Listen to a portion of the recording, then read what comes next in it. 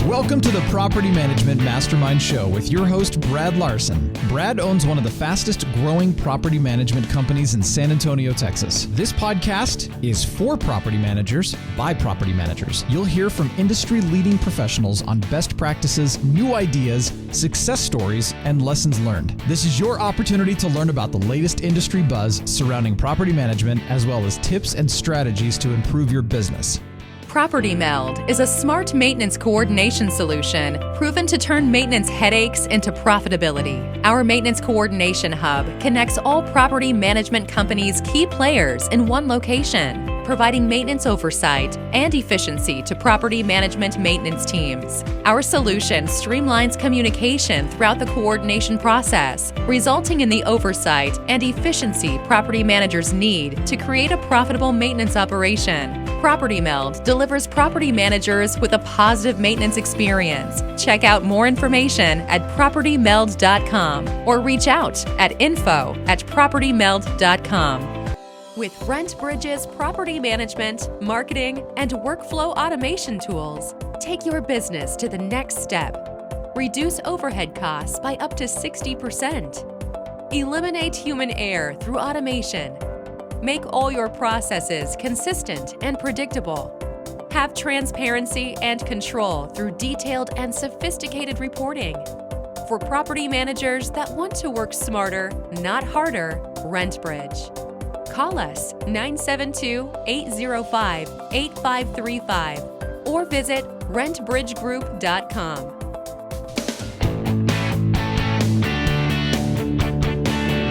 Welcome everybody to another edition of the Property Management Mastermind Show. I'm your host, Brad Larson, and today's guest on location is Mr. Ray Hespen himself at the Property Meld Mothership here in Rapid City, South Dakota. Ray, what a pleasure to be here. Thanks for having me. Man, I'm excited. Well, I'm excited for you to be down here. It's not every day that I sit there and be like, hey, I'm gonna be in the neighborhood. Can I stop by and can we do a podcast? So I'm super excited. Yeah, it's really cool. So we're doing a little RVing up here. We went to Mount Rushmore yesterday. I have the Mount Rushmore souvenir I have with my monster, my trademark monster. And so we are here and gonna do a quick interview, talk about some industry trends, what's going on in the world, in the property meld maintenance world. We use Property Meld at RentWorks and I'm a big fan of it. We have it fully integrated with our remote team members, with our on-site team members. We use our vendors with it, and it's been a great solution for us. So right off the bat, kudos to you and your team for building such a great service, because I truly do feel it's one of those fantastic things that is a game changer in the maintenance world. You always got to go heavy in maintenance. I always tell people that business development is one thing. Okay, accounting is a crucial part, but if you do maintenance wrong, it's going to really bite you more than anything else. So that aside, so what do you want to talk about today, Ray? Well, thank you. So first of all, I think one of the things that you and I were just kind of, as we were kind of hamming about, just talking about what we're going to roll through, I think there's a lot of exciting things happening in the industry. Just, and as we've been starting to be able to go to conferences again and things like that, is just addressing some of the changes that we're seeing even in the market. Everything from how people are even managing their business between remote team members and not. We're seeing the institutional money pour in. What's that going to do for the industry? We're seeing a lot of different changes. So I don't know. Where do you want to jump off on? You mentioned in the green room, we talked about the last conference of the Property Manager Mastermind Conference that you went to, and you said quite a few folks were expressing concern, interest, just had some questions about this institutional money coming in. So how do you define that, and where do you see the opportunities for property managers? So I think what's really cool about it is, in 08, 09, property management became a formal business, right? Because the housing market crashed, people were sitting there doing it.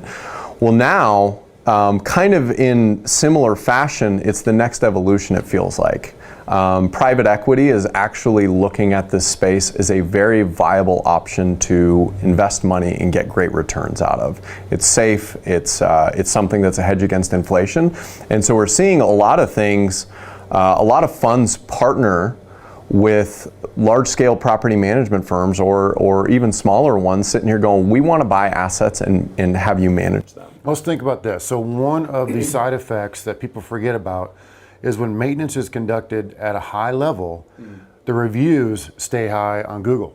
The reviews stay high on Yelp, or at least they're not as bad. Yeah. Because what we're doing is we're trying to do our reputation management. We're getting maintenance done at a high level, And then the industry outside of this, like the institutional money, the Wall Streeters, they see this like, wow, these guys are doing the right thing. They are acting as professional property managers. People are not complaining daily about the toilets leaking. Right. And so they're like, okay, well, this is not what we thought it was. Maybe we want to put some billions into it or trillions into this whole scenario. I think that's a really good observation. I think the professional property management has actually made it safe to put money there, because as you know, landlords have historically had a bad name, some rightfully so, some wrongfully so, because of some people working outside regulatory conditions. So that's where you tend to see the landlord friendly and the renter friendly type states, is because a lot of the things that happen in that market. But as professional property management, living in the compliance, driving for a great retention, great experience, and more predictability has probably made it more of a safe space to say, you know, this single family rental market seems really interesting. You know what we should have done? We should have started with your elevator pitch. So you and I get stuck in an elevator for a minute, 60 seconds. What is Property Meld? Go. Oh, okay. All right. So Property Meld is a smart maintenance platform. Just like you said, maintenance is one of the most important things that drives the business. It drives whether a renter stays, renews. It drives the amount of turnover that you have, turns that you do. It drives how much an owner stays, how easy it is to attract an owner, how easy it is to lose one. And so basically Property Meld takes all the chaos that is maintenance and basically puts it in a platform that coordinates all players, makes it a great experience, and drives for a really efficient maintenance process. So when you say coordinate all player, define that a little bit better for me. So in maintenance, you have renters that are in the home, you have the property manager, you have vendors, you have technicians, you have an owner that actually owns the property. So it's about bringing in the right people at the right time that need to coordinate an effort to go get that done. As you can imagine, putting 5 different people that are in 5 different locations and saying, I need you to all figure this out, is really difficult. Yeah. And the property manager is the coach. It's the back and forth stuff that kills us, because just imagine, hey, my tenant calls in or tenant emails in, I have a leaky toilet. Right. Okay, property manager has to call the tenant. When are you available? Tenant says this. Property manager has to call the vendor.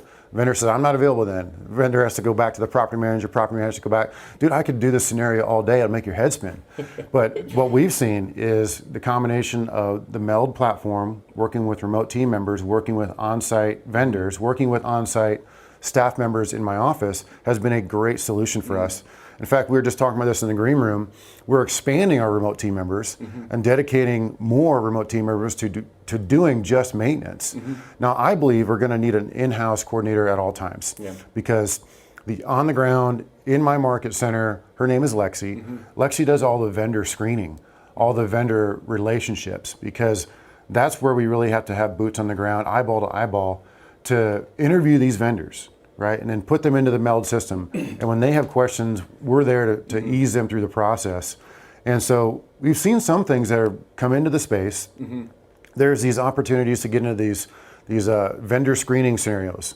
There's a couple of them out there, and they want to take the vendor's information, they want to run them through credit checks, they want to run them through the bureau checks, and they want to spit them at the end with all the insurance and say, okay, these are good to go. Right. Well, the hesitancy is property managers right now in this really tight vendor world don't want to give away that. It's like they want to put them in the witness protection program. You know what I mean? They do not want to give away their best plumber vendor, their best make-ready vendor. They don't want to give those vendors away to somebody else, and then they make it hard for them. Yeah. Right?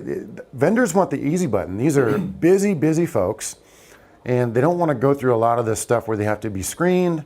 I think there are some good services out there. I could see the horror stories happening, you know, where this vendor came out, it was a felon, and there was some weirdness going on with a tenant. I get it. There's something missing in the drawer of a tenant. That's going to happen no matter what. Yeah. And so what we talked about in the green room was, you know, putting those barriers of entry in front of the vendors makes it difficult. We had a few comments going back and forth. Go ahead. Yeah, I think one of the interesting things is COVID hit, and what people don't realize, the amount of service issues. We were watching this because we're like, we know stuff is breaking in the home at the same frequency, maybe even more people being home, but the service issue submissions are going down.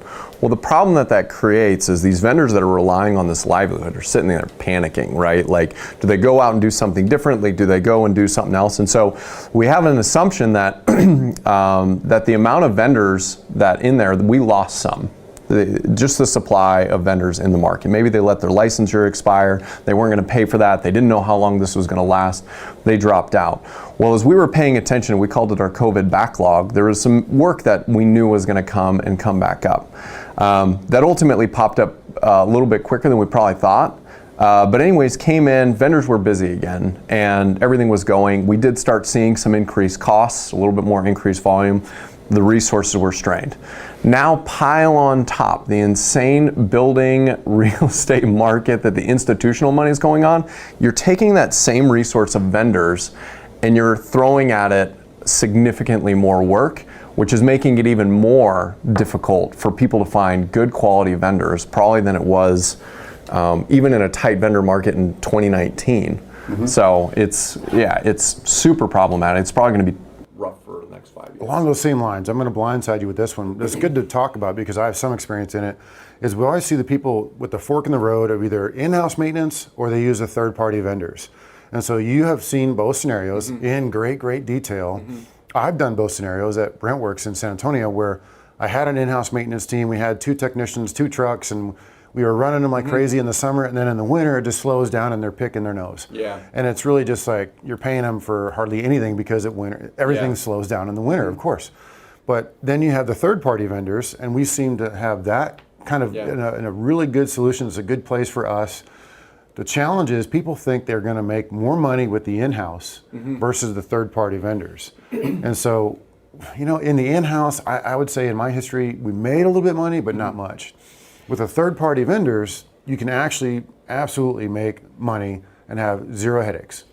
Yeah, I think there's kind of a couple interesting things. I think this ties into even the remote team members component, because it comes down to how do professional property managers get more competitive financially. As there's more money coming into the market, there's going to be a divide of who is really rocking this business, who can get more competitive in pricing, and who's not evolving and running in their systems and costs the same way they are. And it's going to cause some major issues. So I actually look at internal technicians as the vertical integration of a portion of the business.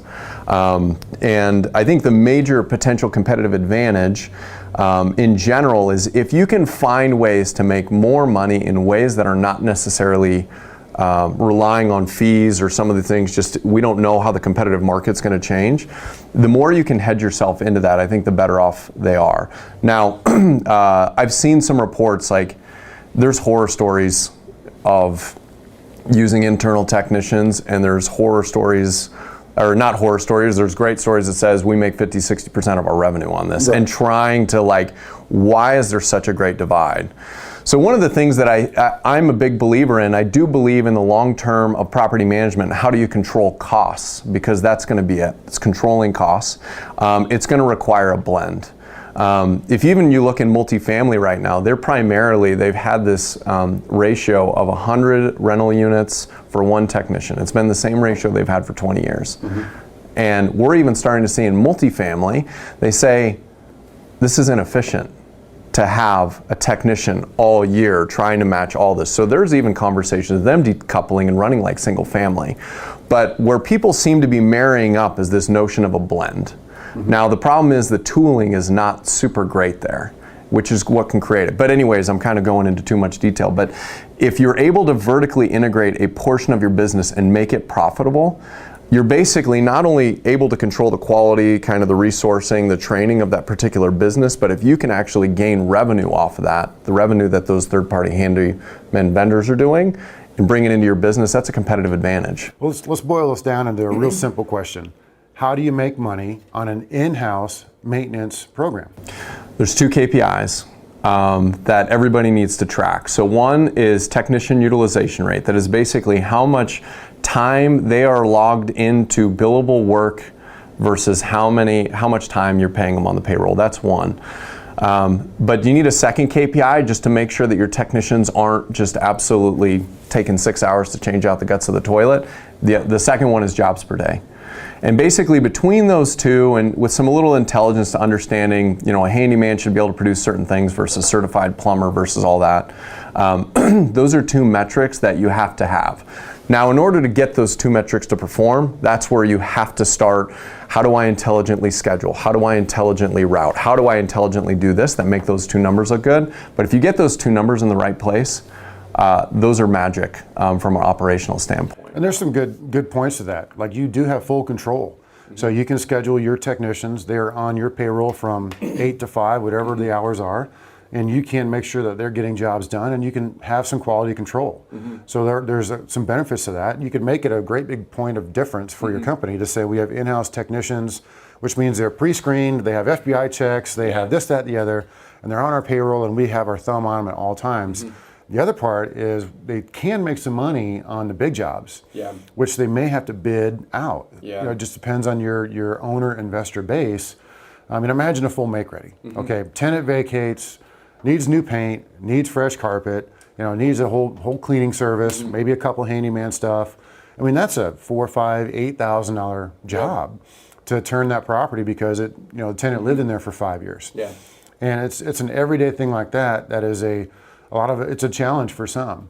The industry standard is 4 to 7 days, for a turn. I don't know if there even is an industry standard. Yeah, that's a good question. You hear some property managers, oh, we turn our properties in 24 hours. And I'm like, okay, I don't necessarily believe that one either. But then it's like separating the pitch to a landlord versus what the numbers are. And you start hearing people say, 10 or 15 days. Ooh, that's a long time. Yeah. I mean, there's the happy medium because every day you're off the market, you start doing the math on that for the owner investor, and it gets ugly. We're talking $100, $200 a day that they're losing for every day that you're slacking off. And so there's also utility connections that are a big concern in there too. There's some services out there where they take over utilities. Some property managers are doing that in-house where they take over utilities. So the concept is tenant vacates, and if somebody's not paying attention to the utilities, that's just an absolute brick wall that you run into because the tenant leaves, right? You're leaving your rental property. What are you doing? Calling the utility provider and turning off my utilities because I'm not paying for energy that I'm not living in. And so the make-ready crew shows up 2, 3, 4 days later, no power, no water. And that's where the make-ready stops, and the make-ready crew disappears. And they say, well, we can get you on the schedule for next week, 10 days from now. And that's where the property manager just like, whoa, big egg on their face at that point. Yeah, and the whole big thing is I've become so bullish on not only the acquisition, but the retention of owners is where that starts to impact, right? If an owner feels, and again, perception is reality with anything. If they feel like they're losing more money working with you, then doing it by themselves, they're gone. So all those different interactions play a key role. One of the stats that I've begun to tout out around through some of the institutional readings that I've found is that around once the annual repair cost of maintenance exceeds 10% of the rent roll, they're significantly going to bounce. So all that stuff, the turn time, the egregious HVAC bill that happens, it's like, how can we keep shifting that to make the owner sit there and go, no, we can do this better than you. Like, you couldn't do this as well as we can. So yeah, $1,500 a month times 12 equals $18,000. So 10%, that's $1,800 a year in maintenance, right? So if it's significantly higher than that outside of make ready, right? That's where you're talking outside of the make ready. Then yeah, I could see them being like, whoa, what's going on with this? Why is it $300 for a fence repair? $900 for a new toilet. They start seeing stuff like that, and yeah, you're going to have some issues. And that's actually where the competitive advantage, I think, partially. So the reason I talk about a blended. So there's a ratio that I've found, especially as you get to be larger, the more closer you can get to that and stay profitable, is around 60% internal work, 40% external. If you can reach that, it's good, because the thing that you just mentioned about having people sit on their hands, like the seasonality and stuff like that, becomes super problematic that you can't afford to keep them on. Like, you can't afford to keep those technicians, which is why multifamily is sitting there going, this is lost money over here. But the thing that is actually really interesting about that, the 60-40 blend and all that kind of internal technician side, is the fact that if you can do that, that's the competitive advantage. When you talk to an owner, you're going to be paying consumer pricing for whatever you do. I have a team, and we discount ourselves. right, against it. It's a competitive advantage whether you actually do or just mildly beat or whatever. It's incredibly powerful from a sales tactic, I think, and a retention think about this. tactic. Let's not skip past this, okay? I want to dive into this a bit more.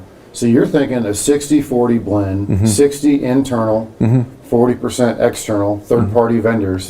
That's a winning formula. Yeah. Okay, tell me more. I mean, this is intriguing for me. So I'm thinking of RentWorks. I'm like, okay, we're using all third-party vendors. I've been wanting to in-house some things such as carpet cleaning or maid service, or even just the general handyman stuff, which is the most difficult. And you hear property managers out there, they buy a carpet cleaning truck. Yeah. And then they, you've heard this, and they do it themselves. And there's some stories out there, and they make good returns on that. Yeah. So tell me more about this 60-40. So first of all, I'm a big fan. I'm not a big fan of ultimately buying a maintenance company that services everything else. I think building a maintenance company that's built for the process specifically of property management and your processes is where it becomes very powerful. So I'll just kind of start there. But looking at what are those types of repairs you're constantly going after and you're never running out of work. That's got to be the first jobs you take in. Handyman is almost like number one all the time. And then the more you scale out, the larger you get, that's when you can start to be in like, how many HVAC repairs do we have on a regular basis? And can we carry a full-time employee during that? So it's basically looking at the workload and going, throughout the entire year, can I maintain somebody here? And plopping them in. So let me illustrate a point there because thinking back on this, I misspoke. We do have some in-house maintenance. Remember we had started this business called Managers Rekey? Yes. And so I took over all of the rekeying effort and all of the, you have to rekey it, you have to install smoke detectors, you have to change out the filters, and we do our inspection services in-house. Perfect. So we created our own little entity. They have 2 vans and they go out and they do all the smoke detector changes and change the locks, and they do all that stuff in-house because we were spending so much on third-party vendors, but doing it so repetitively that we saw an opportunity, and then we have full control. And so that was a winner for us. Yeah. Now, going to an actual question here, what do you recommend you outsource? So it's all like it's a ratio of like the size, because basically what happens there is if what you don't want to do is bring in an HVAC, like a certified HVAC tech. That's super troublesome. Yeah, you sit there and go, this is going to happen in the summer, and depending on where you live, if you're in the south, it's a lot more important, but you really have to look at your work order log and going, how many jobs a day? You should be able to keep anybody at least 3 to 5 jobs a day, like to just maintain profitability. And just looking across your annual work order density and looking for those different categories to sit there and go, hey, can I bring them in?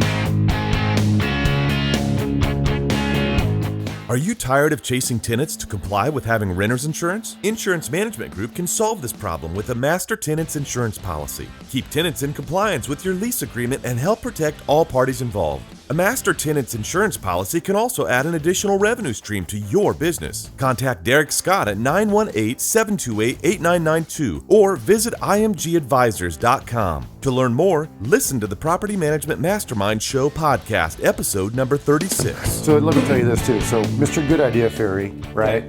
I'm like, I'm going to do what Ray's talking about. We looked at HVAC specifically. Okay. And an annual spend, and it was like $20,000, $25,000 that we generated, that were work orders related to HVAC.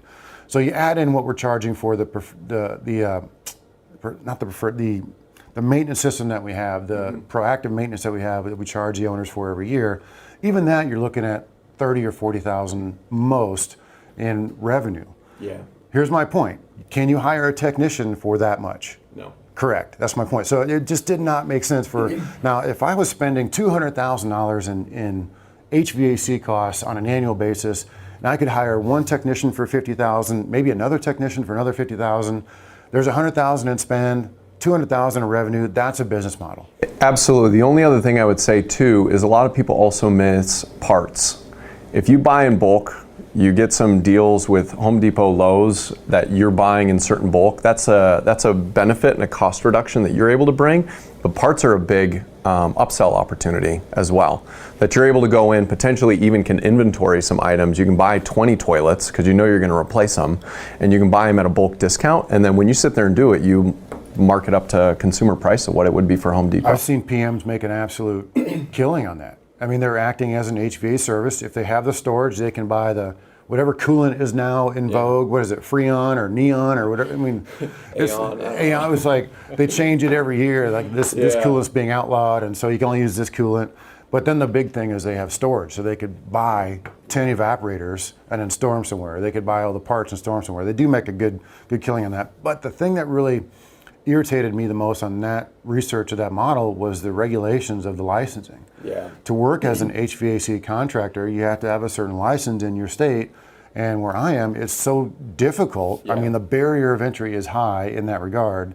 It just didn't seem worth it. So we're like, nope, we're just going to use our trusted third-party vendors. And then what we do, this is the punchline on this, we do a preferred vendor program. Okay, so I'm not going to draw this out in crayon for people to understand it. It's been out there from the beginning of time. Preferred vendor program, you discount your invoices, you charge your owners for maintenance. That's where you can generate the revenue. And I tell PMs all the time, like, oh, I can't charge my owners for maintenance. Well, what happens if there's a lawsuit? Who's getting dragged into it? Whose general liability insurance is overshadowing everything that you do in that realm of doing maintenance? So yes, you should charge for maintenance. You should make revenue. You should make a profit on maintenance because 100%. You're the one on the hook. Yes. As soon as you make a phone call to a vendor, you're acting as a general contractor. Well, and I think one of the things that, I've become a big fan of, and one of the things on our roadmap that we have coming up is preventative maintenance programs solicited to owners.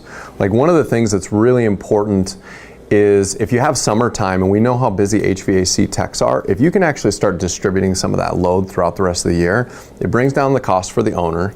It makes it more predictable work for internal technicians and making sure you don't have those high slugs. And ultimately, it's an awesome revenue generation source. So one of those things that we're doing is actually we got to find more ways to quit having those things happen in the major slugs that we know is going to be $700 bill to an HVAC to an owner. How do we make that $100 bill? Or $150 bill over here, catch some things early. If we got to replace stuff, we're not paying peak prices. So that's the sort of stuff, it's a win-win-win that we're looking for. And back to that owner retention, you only get $1,800, or you did that math for that particular rental. You only get $1,800. How do you really want to play that game, or do you want to sit there and start finding ways to move some of that out? But it plays into the internal technician. Yeah, now we built a preventative maintenance program at RentWorks. And what we end up doing is we charge the owners monthly for this service and execute the service twice a year. And we use a third-party vendor, several air conditioning companies in San Antonio. And the biggest thing is we are intending to catch a lot of times where tenants aren't changing filters, or they're not maintaining the system, or you just find it in complete disarray. You could fix it in March versus wait until July when it blows up. Yeah, and not only that, like I think some of these preventative things of just happening before, and which I think is fantastic, by the way. I think that I would love to hear more about the preventative program and charging the monthly, because I'm so bullish. Like 97% of maintenance and property management is reactive, and my background's manufacturing. That is the most expensive, most unplanned, most pain in the rear experience. So how do we move 50% of that to preventative? So I'd love to learn more about that. But I think the landlord market, so the thing that kind of like to wrap on why I think maintenance is such a competitive advantage is if you're doing things like that and you're telling a prospective landlord, hey, listen, these are all the things that we do to keep your costs down. We want the industry to know that landlords cannot deliver as good an NOI managing themselves as a professional can. Now we got to do some things. It's all the preventatives. It's vertically integrating part of the business. It's finding those things that you can reduce their costs while not sacrificing profit. But I think this is such a huge landlord market play if done right. That's going to be the challenge. And I'm thinking through this to try and get some sort of metric KPI synopsis of you're going to make more with a property manager than you would on your own. Because you're laughing about it because you're thinking, how are you going to illustrate that to imagine the most difficult landlord who knows everything about everything, just ask them and they'll tell you. Yeah. And you say, I'm going to make you more money by using our services. They're going to be like, whatever. Yeah. I'm going to go back to my bigger pockets, diatribe. I'm going to read all about how much they hate property managers in there. But at the end of the day, why is all this institutional money coming to this industry is because they see it from an uber high level that the return on your investment is better with a property manager.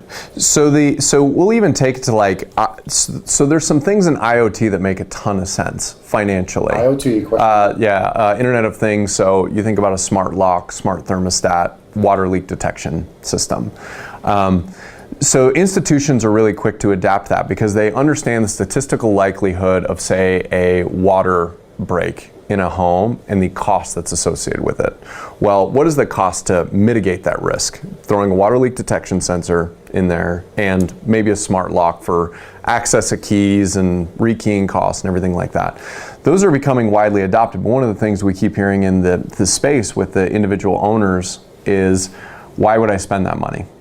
Now, the important thing is for us as an industry, we need to make a compelling argument that says, here's exactly why, and we have to make it an insurance cost, right? How do you make it to where they recognize it is a bad financial decision to not do this versus do? Specifically, what piece of hardware are you talking about necessarily? I'm huge. Me personally, I've had my basement flood, and I didn't have any water leak detection systems. I had to flood brand new carpet. I had to do all this stuff. Like, I put water leak detection sensor, caught it next time, and it saved me probably $5,000. Like, it's a $20 freaking thing. It's not expensive. You got to have the hub and some other things, but that's like the big one I'm a huge fan of. Thermostats I'm a huge fan of, especially up in the north. If you've got a vacant property and somebody goes and shows or doesn't show, and that thing's sitting at 65 or the temperature drops to 30 and you got a potential pipe, those sort of things, even though the likelihood happening is low, the cost of failure is so high that it's like, I get it, but how much is your deposit that you have to put down on a repair? It's kind of like mechanical insurance. Because the other thing I really like in that realm is there's a device you can put into the flood tray of an air conditioning vent or air conditioning evaporator upstairs, for example. So if they start to flood or a water heater starts to flood, that thing will fill up and it'll go just like the flooding of a basement. Really? Yeah. So some of these homes, they put this is crazy, a water heater upstairs. Interesting. Yeah, exactly. It's some places, right? It's a thing. And then there's a tray underneath it. And so if the water heater fails, that thing would go off. And you can get to it and turn the water off. So and I'll even say, like, we have things happen all the time. I think IoT is a portion of this, but it's not all of it. Like, there's huge money going to IoT. IoT still catches things near failure. We think there's a way to catch things within the year. The only way to realistically get maintenance to be the exceptional place is if you can start anticipating quarterly costs to maintain a property. That's where it is. But kind of back to the owner, one of the things we've even started to do for our customers is we've started to actually create handouts that they can put into their sales package. Like, this is how we do maintenance differently. And some of those things, if they're including preventative programs and they're including the experience they're going to get, and especially if you're doing things that they don't do themselves, that's when it starts to really tick that, I'm not doing HVAC inspections. I probably should be. I'm not doing crawl space inspections. I probably should be. I'm probably not inspecting that property semi-annually to find out if there's major damage before a renter leaves. I probably should be. And it's sitting there in their mind, even if the numbers aren't completely there yet, it's in their mind sitting there going, they're doing this better than I can. And I recognize I'm paying a fee. But I got a really deep question now. This is down in the weeds, right? This is some boring tactical stuff here. So you've heard of the maintenance deductible for tenants. Have you ever heard of this concept? Mm-mm. Okay, so maybe I'm asking the wrong question, but here's my argument on this. So we see, I've done this in the past, I've seen other property managers, they charge the tenant a deductible of, let's say, $50 off of the first repair in that year or that month or whenever. And so you see that, and it's a good idea. You're making the tenant not cry wolf. Yeah. Like if they want to cry wolf over a toilet or a fence or something, they're going to pay the first $50 of it. And that's, in my opinion, that kind of discourages them from turning in work orders because they're going to end up having to pay for that. But I've seen and heard property managers swear by it. And I was curious if you ever saw anything like that in dealing with all the property managers that you deal with.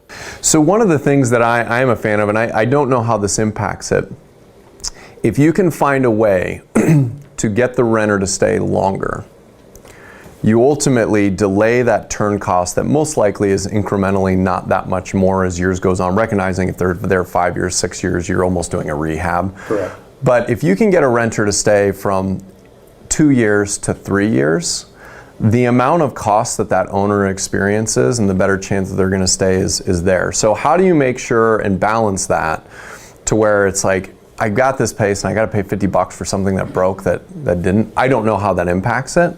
But to your point, like, how do you get them to not cry wolf on something unnecessary?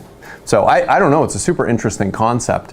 One of the things that I don't know if there's a way to do this, and I think this kind of plays into the preventative where I think you can kind of tackle both. I've heard of people actually doing 3-month or 6-month prior to inspection to lease ending. Mm-hmm. And basically, that's when they actually start finding ways to collect from the resident prior to the lease ending, because the worst thing that can happen is they leave a place in disarray and there's not enough even in the deposit to basically cover that. Right.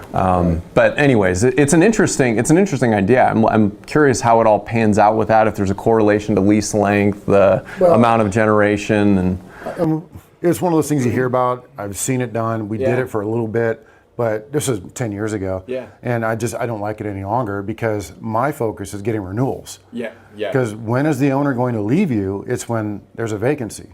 And if you can get the tenant to be happy, like don't give them a bunch of charges that are just unfair, because that's going to be frustrating for a tenant. Air conditioning goes out in July, and they have to pay $50 either that right on the spot or the next month. And dealing with home warranties is another thing. I mean, that's really going to make these tenants just want to bail, and that's where it causes problems. And I think what you said there is like getting that renter to stay longer. I think that's one of the sales pitch things. Like a landlord, when's the last, a lot of the times it's been peace of mind, eviction, you don't want to do that, that's uncomfortable. Standing outside the thing is the sheriff's taking crap out of the house. Yeah. Like, you can sell that all day, but if this person's sitting there going, all right, what is your turn cost when you do turn over a property? I don't know. Well, ours is this. How long do you keep a renter? I don't know. Ours is this. It's becoming an investment now. I had a great conversation with another property manager, and I was sitting there going, I was like, can we actually start getting owners, because most owners are onesie-twosie, they're maybe accidental or something like that. Can we actually get them to be called within that first year of being a client, from calling themselves an owner to calling themselves an investor? Like, if you can change that, it's less about, I need to, like, oh my goodness, are they treating my house okay? To thinking of it as an asset, to thinking of risk, to thinking of cost reduction, to thinking of margins, to thinking about these other things. Like, when you start proposing, hey, we'd like to make this investment, we think it'll increase the resident retention by... That'd be a great tagline. 20%. Think of this, Ray. What? We turn owners into investors. I'm on trademark it. Please I got dibs. I got dibs. I get it. Can I write that down too? Yeah. I love that. Honestly, that does happen in reality, because we have a lot of reluctant landlords in our market, a lot of military. Mm-hmm. And so they buy a home. Okay, now Uncle Sam says you got to move. I don't want to sell it. I may come back. I may not come back, but I'm going to keep it as a rental property. Now I need a property manager. So they're semi-reluctant landlords, but we take them and show them how it's done correctly. And they look at it like, well, why would I ever sell? Unless it's just, I need my VA benefits back, or I'm not coming back. Why would I ever sell? Because it's an easy button. You guys handle everything. You send me a check at the end of the month. I pay my mortgage. In 10, 15, 30 years, that thing's going to be paid off. I'm going to have this huge asset that you guys built for me. I mean, that sideways pyramid is pretty attractive. You've seen it to where you start, you're even, I buy it for X, it's worth X, and then it just goes north on the value and south on how much you owe, and it's just a reverse, it's a sideways pyramid. And if property we all know how expensive it is to acquire an owner.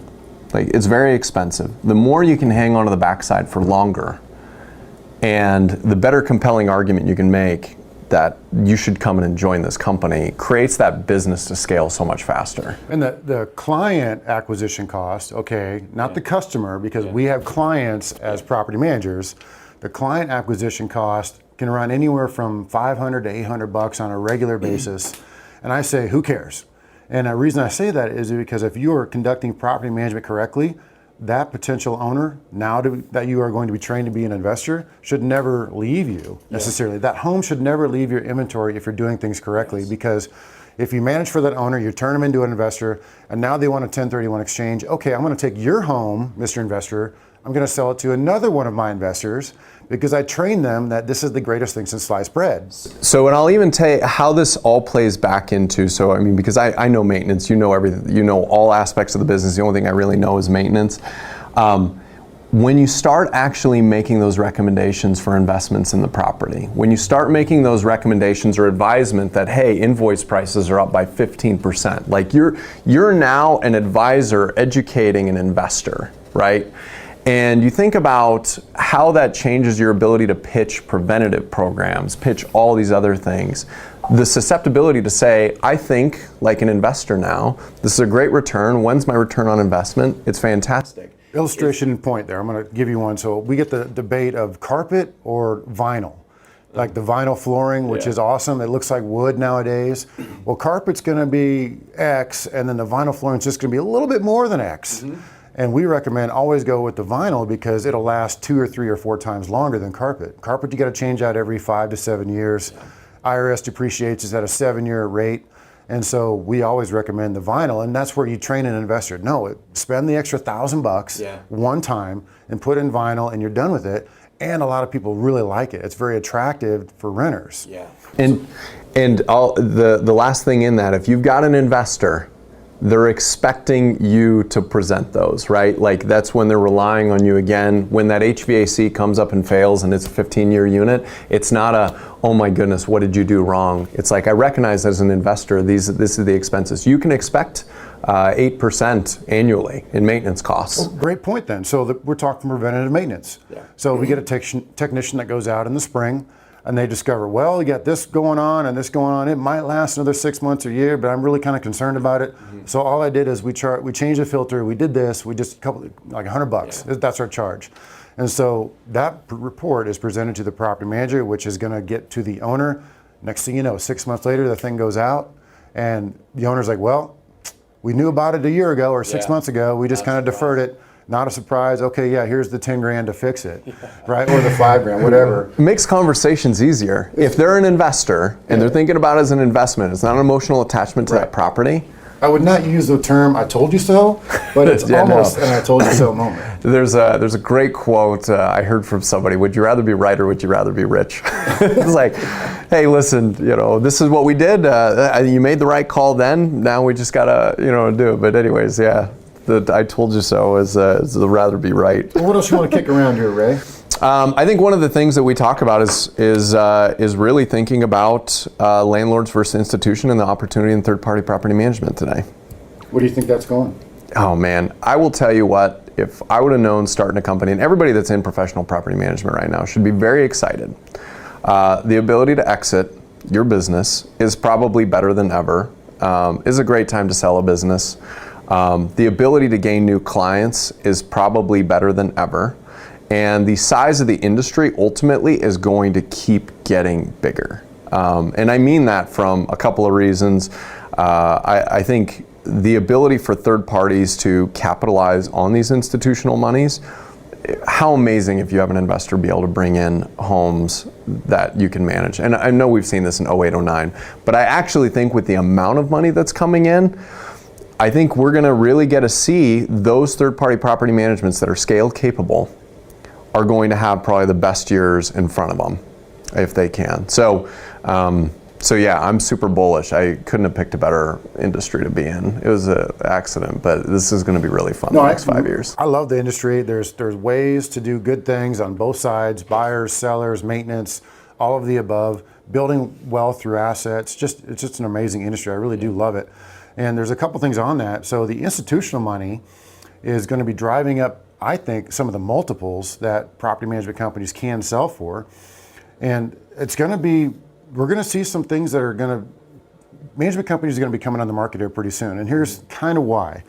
Right now it's a seller's market. And I've talked about this before. I beat this drum before. It's a seller's market. Anybody who puts a home on the market is going to sell it, right? Mm-hmm. So we see property management companies losing doors like crazy, 5, 10, 20% of the inventory, but they don't have the business development machine to replace it. So now all of a sudden they lost 25% of their revenue.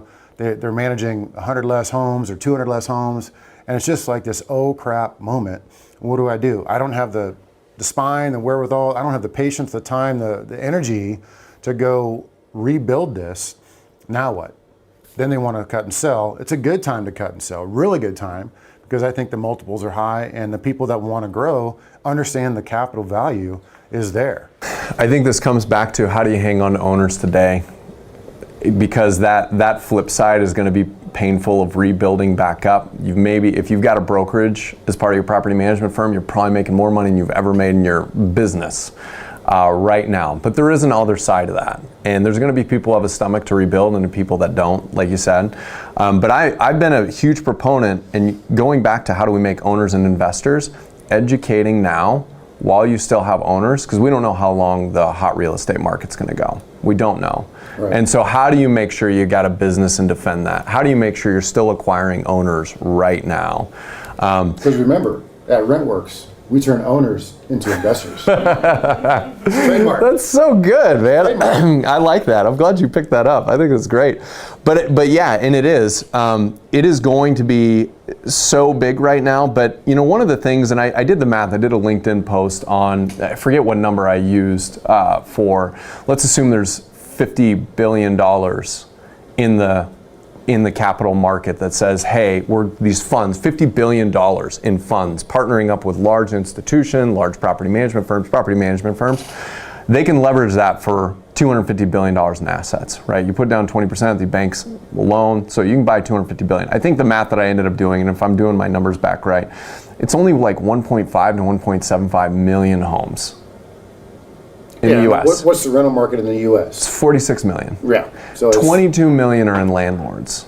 And even if they buy, all the landlords, say they don't build to rent, which we know that they are, because that's a better, more controlled thing, that I can deploy capital predictably and I can buy 100 in a go, is even if they took it all from landlords, the landlord market is still 20 million. It is still the biggest market real estate holder in the United States, and it is the reason why the emphasis still needs to be there. Yeah, the build to rent model we touched on in the green room, but we saw some stats come out of the Property Manager Mastermind Conference where D.R. Horton, for example, is doing these build to rent communities. And essentially consider it like a multi-family community in a single family home dwelling. Mm-hmm. And so these units, instead of 1,000 square feet stacked on top of each other, they're 2,000 square feet in a single story home. Yeah. And here's the punchline, and this is amazing. We may have talked about this before in other episodes, but they're making literally double. They're making double on that type of scenario where they build it and they sell it to one large institutional investor that comes in and drops $1 billion or whatever the math is. Yeah, it's super cool. So I'd love to talk about the build to rent, but one of the things I'd love to talk about before I jump into there is professional property management, third-party property management can position themselves for both the landlord and the institution. One of the big things that I've been super bullish in is how do you make a case that their NOI on the property is better working with you than them doing it themselves. If we looked at 08, 09, these institutions came in, they bought these properties, they gave to third-party property management, then they then said, there's too much money in managing it, we're gonna rip it out and pull it out. They yanked them out. Now the problem is with all the capital, there's gonna be tons of home. That's a huge risk for an institutional player to say, I'm going to risk building this because there's some gain here, right? If you decrease the gain of, we're going to gain how much more NOI on these properties because we're self-managing? We got to build all these, these teams. We got to build all these maintenance technicians. We got to do it. This is a huge animal for how much? It disincentivizes leaving. It's the same message for, I think, the landlord. You can ultimately get a better return with us than you can do it yourself, or close, or it's not worth the risk. So I just kind of wanted to throw that out there. No, that's pretty deep. I mean, think about that. That's some deep stuff, dude. That makes us feel good in a certain way because nobody wants to be hired by, pick the large institutional investor name. We saw this in 08, 09. Yeah. All the foreclosures were released, and all of a sudden, these people had these REOs, REO properties, and they were turning over 200, 300, 400 of these properties all at once to these big property managers. I mean, I'm not going to drop names, but a colleague in my market was handed, I think, 300 or 400 properties in an REO situation. 30 days notice, they were all yanked out from underneath that particular brokerage. And that particular company, they hired new staff, they changed the way they do things, they went all through this effort of bending over backwards to accommodate this REO player, and they just yanked him out. That hurts. It does. And so and this is the thing that I think is super important right now, be the company that they can't afford to leave now. Position yourself. It works for landlords, it works for retention and acquisition, but it also positions yourself really well to grow quickly. When they sit there and go, I got billions of dollars to put in here and I'm working with 5 different property managers, how many can you take? And if you make it so compelling, you can grow your business really freaking quickly while not losing focus on landlords. It's the same process, same business, everything else like that, but you can actually be ready to scale quicker. It's the same operating model, in my opinion. But I would say the build to rent is super interesting because people are actually building for the renter. With amenities, with the dog parks, with the places that, they want to bring it together like a multifamily community and a single family space. Yep. It's an interesting concept. I think property managers should not be fearful of that. No. They should not. Some of us look at I don't know, they got to go through a lot of hoops to get that approved. In most of these markets, they have to go through city council, they have to go through all these different local entities to get a large structure like that approved. And so it's past the point where you can do anything about it anyway. Yeah, the reality is still property managers can manage those. Correct. Somebody is just buying it. Somebody's buying from a developer and they still need somebody to manage it. So if you're the one that's positioned there, it's fantastic. And think about that too, it's not all one owner. Let's say D.R. Horton comes in and builds 100 units. Mm-hmm. Doesn't mean they're going to sell all 100 of those units to one particular owner. Yeah. They might sell one to one owner and then 10 to 5 owners, and there you go. I've actually heard a lot of those stories where they built with the intent to sell to one owner, but they ended up finding out that they could, in the regular market, make more money by splitting it up. And so that's a big problem right now. But the really cool thing about it is it standardizes all the appliances a lot of the times in there, standardize a lot of stuff. Again, you get some of the benefits of multifamily where they have standardization, and bringing it to the single family world. I think it's cool, candidly, but all build to rents are doing is expanding the pie. They're not taking from any of the pie that exists, they're just expanding it because they're putting new assets out there in single family that didn't exist before. Good stuff. Well, Ray, this has been a fantastic conversation. I'm going to leave you with 2 trademark sayings that I've always picked up now. The first one is, what's the plan? I ask that all the time, right? If I'm on any sort of a trip, I wake up in the morning, what's the plan? And the people I hang out with, they're like, God, we're so sick of you asking that. Just go with the flow. I'm like, no, I need to know what is the plan. So there's your first trademark. And the second one is? Turn owners into investors. I didn't even have to tell you. Gosh dang it, that's so good. That into your head already. I love it. It's such a good one. Well, thanks, Brad. I appreciate you coming down. I appreciate us getting to chat. It's always fun getting to do stuff like this. Thanks, Ray. We'll see you soon. All right, thanks. Hey, everybody. This is Brad Larson. I want to talk to you about a new podcast out there that I would highly recommend called 300 to 3000, How to Grow Your Property Management Company to Scale. One of the hosts is Matthew Whitaker. He's a good friend of mine. I visited their operation, and I really, truly respect what GK Houses has done, and they are still doing. They are experts at growing at a fast scale into a large-scale business. So expect to hear the real-world truth about all the mistakes the company has made growing into it and all the good things they're doing. Again, go to 300to3000.com. That's their website. And catch them on iTunes, Spotify, and or Stitcher. Look forward to hearing from good things from those guys. Take care. This has been a podcast episode by PropertyManagementProductions.com. Be sure to subscribe to our podcast, leave us feedback, and come back for our next episode.